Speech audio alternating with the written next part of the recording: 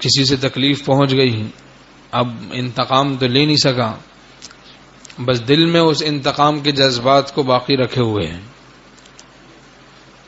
انتقام کے جذبات کو دل میں باقی رکھے ہوئے ہے، تو یہ بغض ہے، بغض۔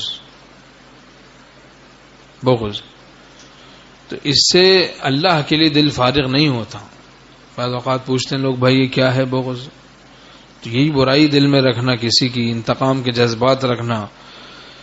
تو اب کیا کرے؟ اس کے لیے دعا کریں درد دل سے، ہر نماز کے بعد دعا کرے، برائی کا بدلہ بھلائی سے دینا، یہ سنت انبیاء علیہم السلام ہے۔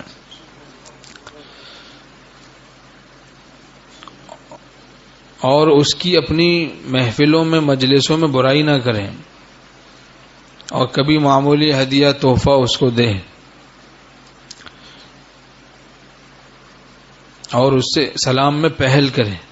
یہ حسد کا بھی یہی علاج ہے، بغض اور کینے کا بھی یہی علاج ہے۔ چند دن میں پھر دل پھول کی طرح ہلکا پھلکا یاد حق کے لیے ہو جائے گا، اللہ کی یاد کے لیے، ورنہ بہت سے لوگ اس عذاب میں مبتلا رہتے ہیں، بغض میں مبتلا رہتے ہیں، کینے میں، حسد میں، تو باطن ان کا سخت قہر میں مبتلا ہے، عذاب میں مبتلا ہے۔ دل تو ایسا ہو کہ کسی کی برائی کا تحمل ہی نہ ہو۔ اولیاء اللہ کو کسی کی برائی دل میں رکھنے کا تحمل نہیں ہوتا، اگر رکھیں تو بیمار ہو جائیں۔ کسی کی برائی دل میں رکھیں تو بیمار ہو جائیں۔ سلیم الصدر رہنا یہ نبی پاک صلی اللہ علیہ وسلم کی سنت ہے۔ کچھ دل کی دل میں رہ گئی، کچھ دل سے خود نکل گئی۔